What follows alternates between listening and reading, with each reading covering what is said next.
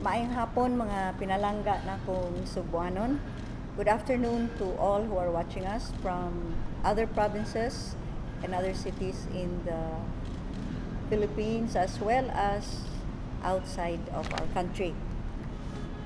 I am here on a live broadcast once again in order to give a report on what the province of Cebu has done since the onslaught of Typhoon Odette.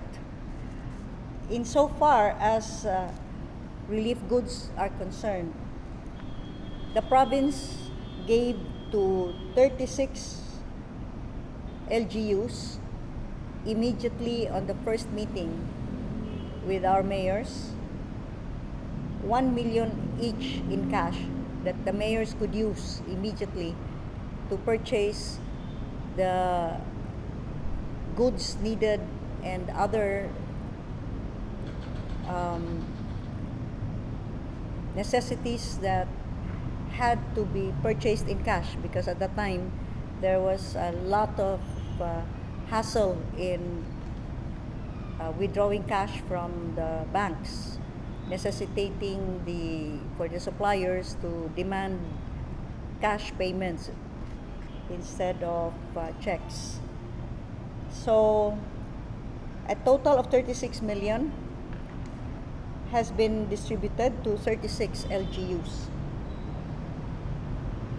And these are Alcantara, Alcoy, Alegria, Aluginsan, Argao, Asturias, Badyan, Balamban, Barili, Boljoon, Carcar City, Carmen, Catmon, City of Naga, Compostela, Consolacion, Cordova, Dalaget, Danao, Dumanhog, Hinatilan, Liloan, Malabuyok, Mandaue, Minglanilla, Moalboal, Oslob, Pinamungahan, Ronda, Sambuan, San Fernando, Santander, Sibonga, Talisay, Toledo, and Tuburan. We also distributed a total of 41,306 sacks of NFA rice to the different municipalities and cities that I had previously mentioned. The breakdown you can see as will be posted in Sugbo News, and you are now seeing on the screen. A total as well of 1,381,800 cans were distributed to the 36 LGUs, as well as 1,297,300 cans of beef loaf, again distributed to our 36 affected LGUs. 523 boxes of coffee, 502 boxes of noodles, 822,360 bottles of water, and water tank deliveries of 10,000 liters each were sent to 18 municipalities as seen on the screen.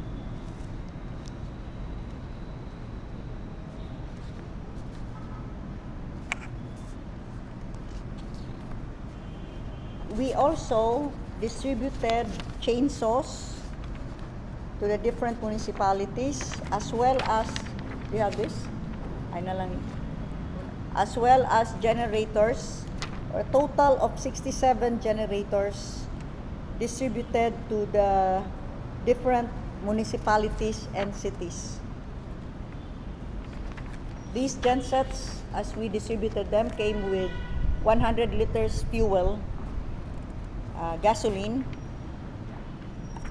as well as for the municipalities of Malabuyok and Alegria, we sent 4,000 liters each.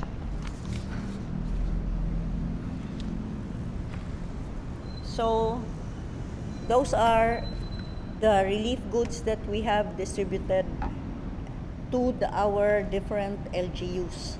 Tomorrow, I shall be going around the first part of the first as well as the 2nd and 7th districts, and to include Barili of the 3rd district, in order to personally deliver the cards that would correspond to those households whose houses have been totally damaged.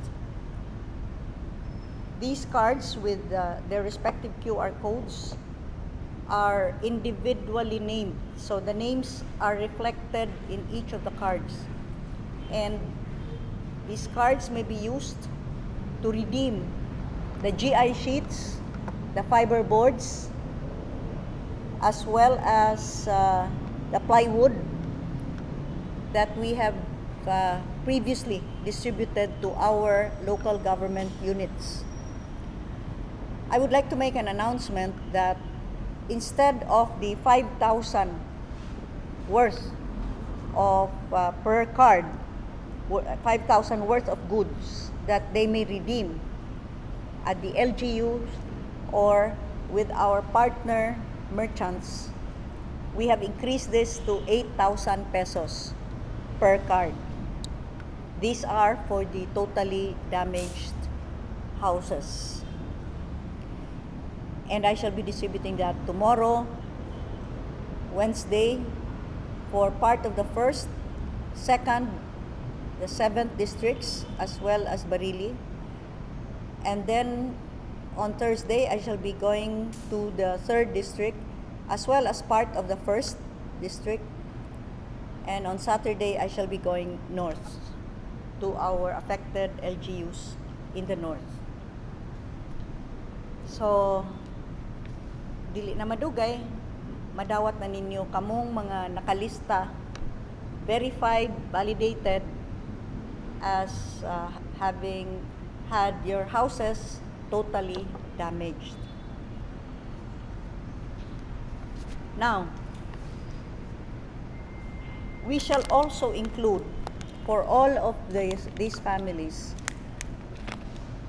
a COVID kit, which for 1 pack will contain 30 capsules vitamin C with zinc, 30 tablets of vitamin B complex, 20 tablets of lagundi, and 20 tablets of paracetamol. These are initially for those families with totally damaged houses.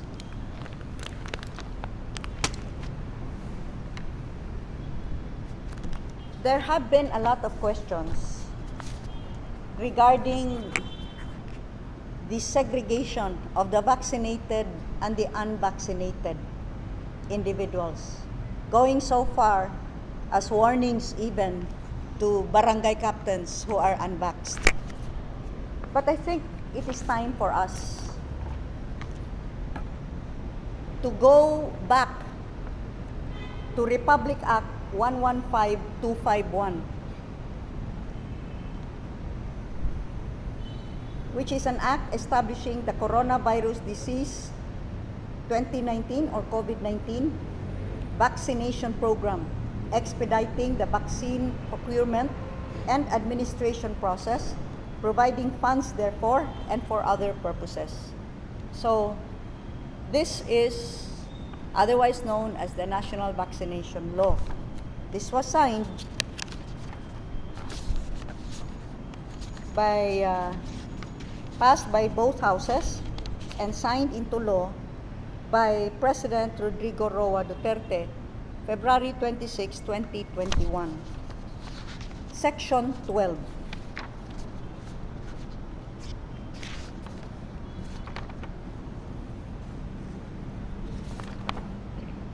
Section 12, letter G.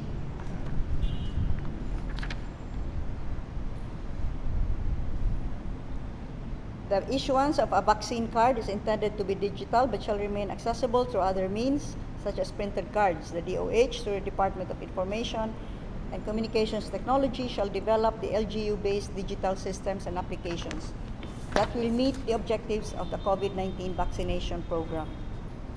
while maintaining quality, safety, ease of use, and accessibility for all Filipinos, provided that the DOH shall maintain a central database of vaccinations and mandate a uniform format for the vaccination card, the contents of which shall be updated accordingly to always conform with globally accepted standards.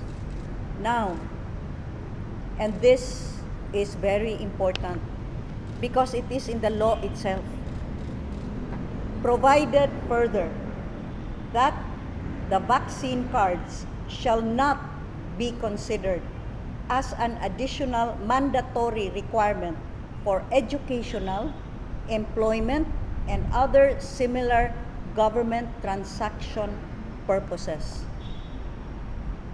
Let me repeat that. Provided further that the vaccine cards shall not be considered as an additional mandatory requirement for educational, employment, and other similar government transaction purposes. I think the law is very clear.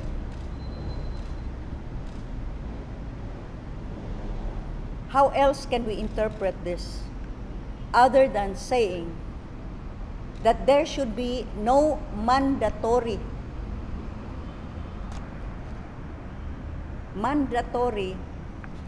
requirement of vaccine cards so that people may enter establishments, may enter schools, may go to work, or may enter government buildings or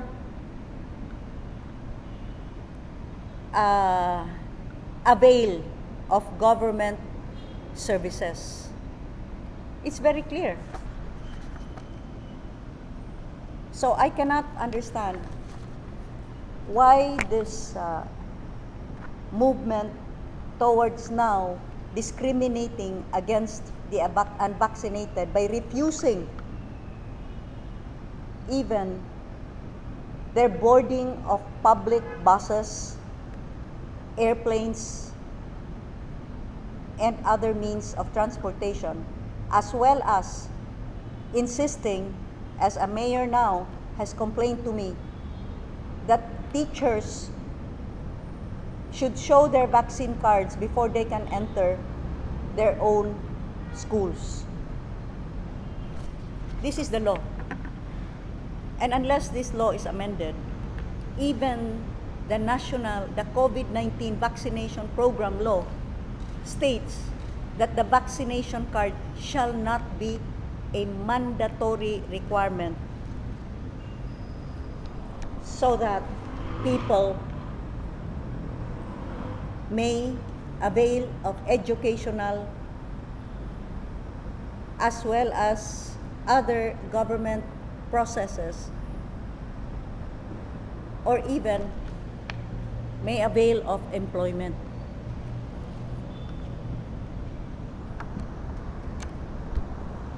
This is very interesting. The following paragraph states, individuals vaccinated against COVID-19 as indicated in the vaccine card shall not be considered immune from COVID-19 unless otherwise declared by the DOH based on reliable scientific evidence and consensus.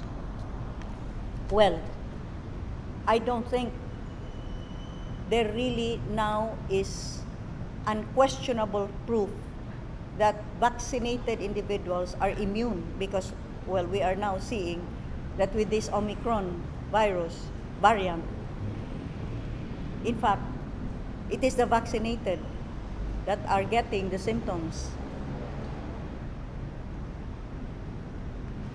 I think we are starting to get confused in treating the unvaccinated as the carriers of this virus. If, in fact, the vaccinated are not considered immune and therefore may also catch this virus, if they catch it, as they are now catching it, are they not as well carriers? So why there is this discrimination against the unvaccinated? The DOH guidelines under Administrative Order 001. No, this is the Department of Health, the National Task Force Against COVID-19 or NTF guidelines dated March 26, 2021.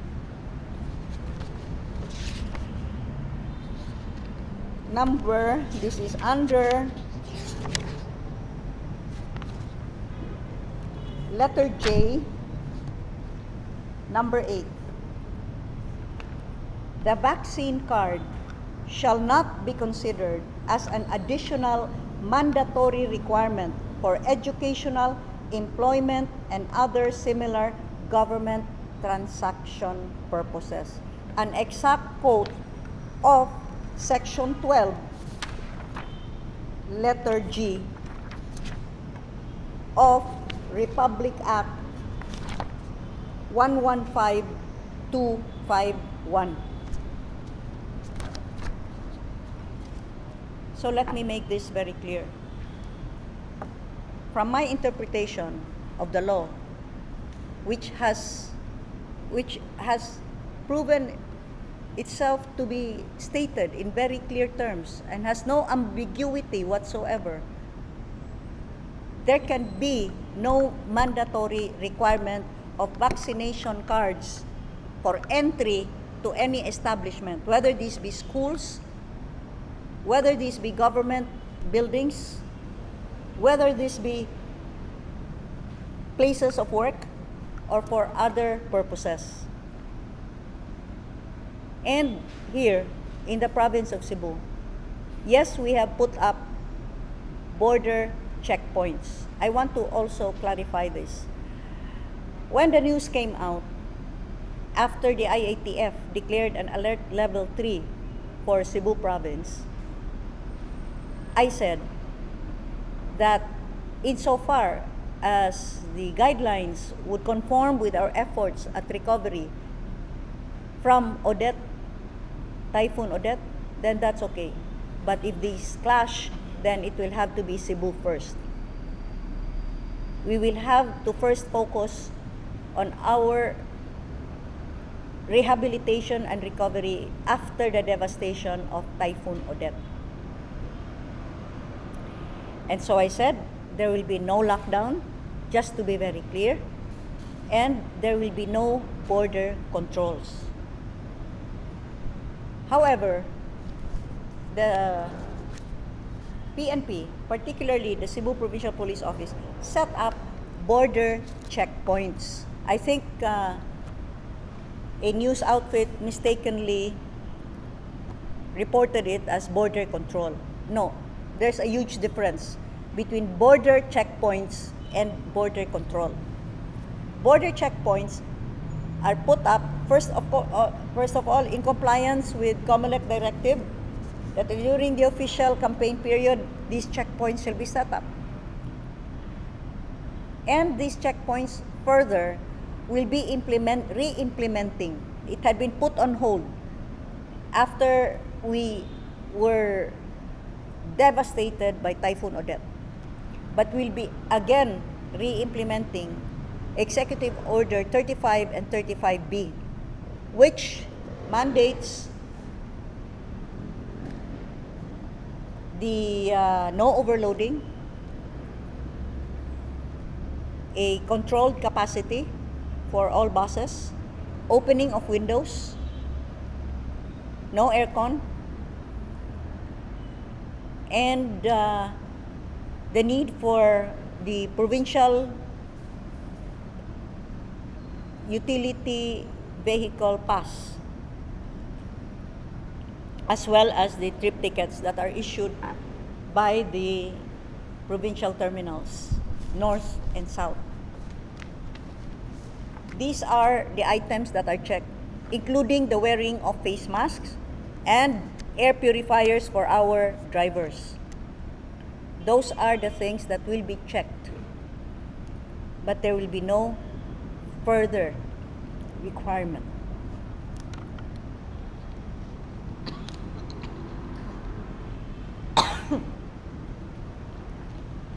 There will be no further requirement like the presentation of the vaccination card. That is anti-poor. How can you require everyone to have this vaccination card presented for them to avail of public transport? As I have always said, vaccination is a matter of choice. Give that respect to the individual. It's a matter of choice.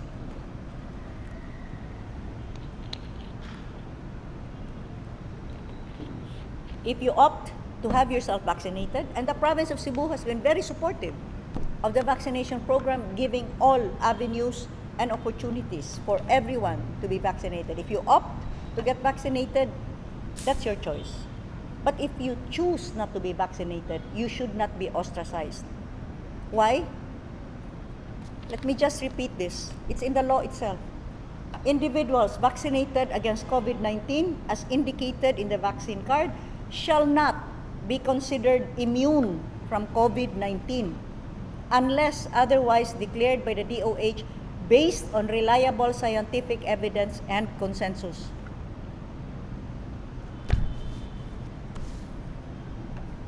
So why this discrimination against the unvaccinated when even the vaccinated are not considered immune and may be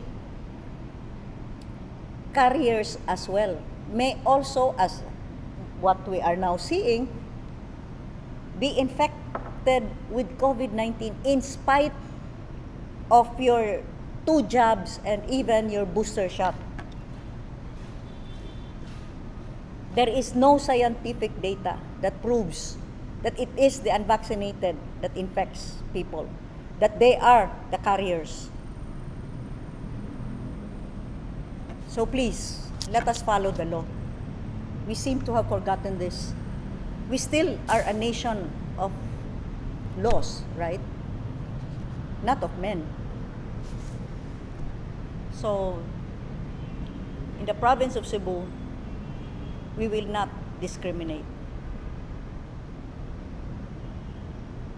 And that is how we will proceed. So we are now on our recovery phase from Typhoon Odette. It's been just a little over a month.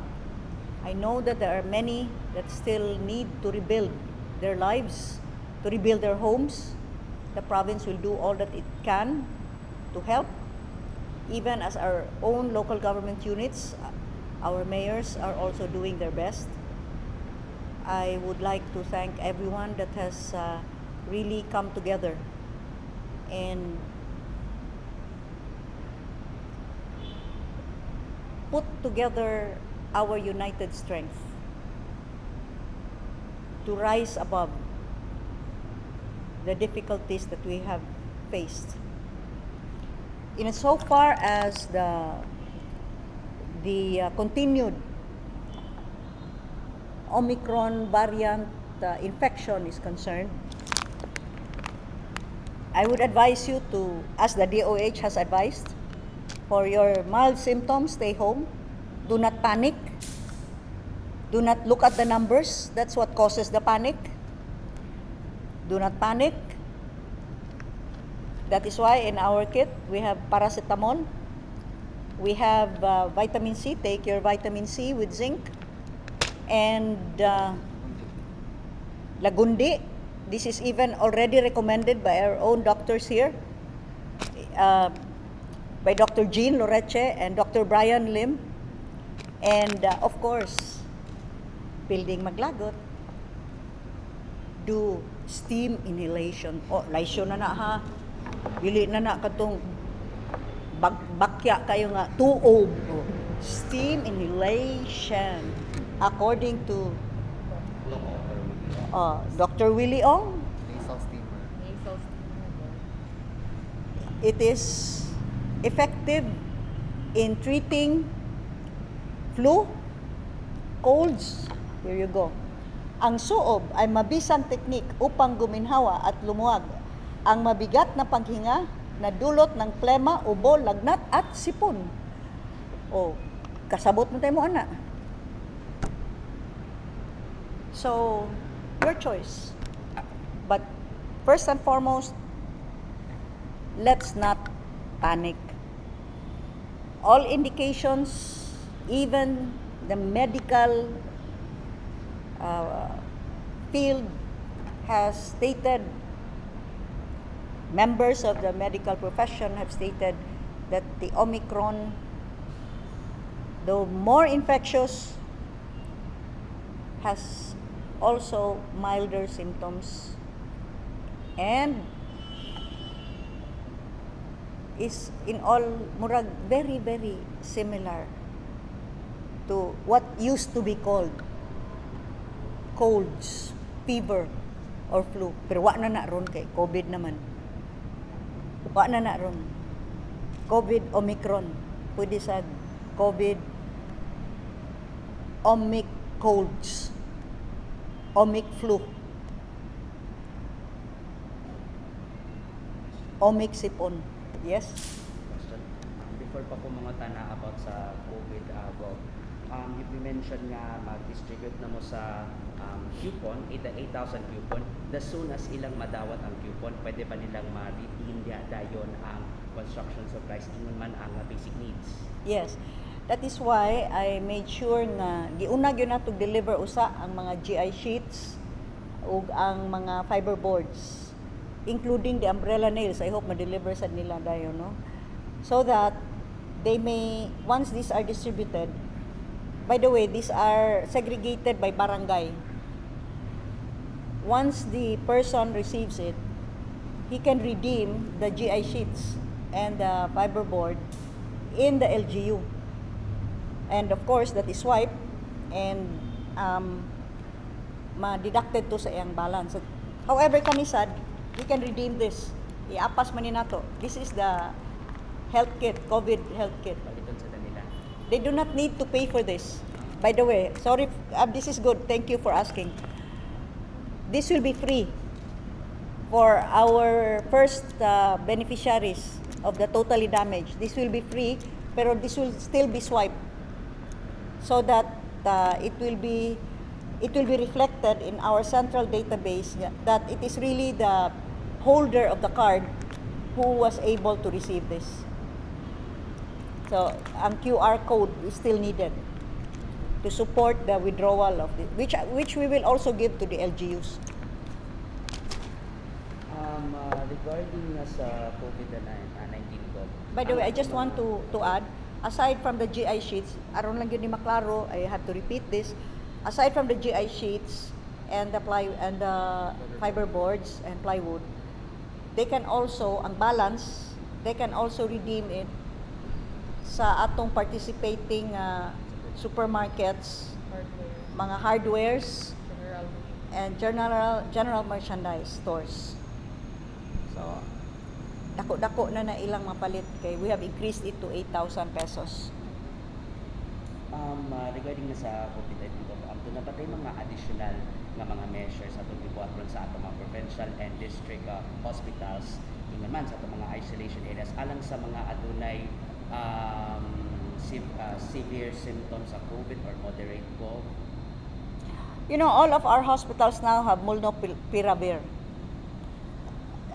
We received our first batch and this has now been distributed to all of our hospitals. We also have on stock a lot of paracetamol, vitamin C, and of course, all of our isolation centers, as we had previously done, are stocked with emergency drugs as well as oxygen tanks. But it seems that this Omicron virus now stays in the throat area and no longer goes down to the lungs. So there's more really of the sip-on ubo than the difficulty of breathing. Ang ato mga basic medicine na GOV like paracetamol o uban pa na ba supply ang ato mga tambalanan, ang ato mga provincial districts of Yeah, I just said that. Okay. I just said that. Wala na po yung mga question wala na. So we have stocked up on the basic meds because it seems like it's really basic meds, basic medicine imong kinahanglan ani. But since na may bagong drug kanina pong molnupiravir. So, nag-stock up sa dana. Gov, mga panghinaot na to, Gov, subay na sa napaday na to COVID response and ang atong rehabilitation a month after tanggip ko sa Panginoon. You know, kung pwede pa lang, no, magikira ko and I'll just wave a magic wand niya, mabalik na tanan. But you see, we're hampered by our being humans, nga everything cannot be done with a flick of a finger. But I think, in fairness, we have really moved as fast as we can. I think if by way of comparison, we can compare the response and how quick it was with this Typhoon Odette as compared to Typhoon Yolanda, which involved maybe only 1/3 or about 12 LGUs. Nga moray na igo adto sa Typhoon Yolanda, and yet it took such a long time. Kiniron 36 local government units. So times 3. But we have done I think much better. By the way, by next Monday, we will be again also handing out ceremonial to the 5,000 that I also promised for all of our PNP, the army that helped us, and the linemen. But that will be next Monday. Kaya ako, iuna usa, kato akong gisaad sa mga naguba yung mga balay.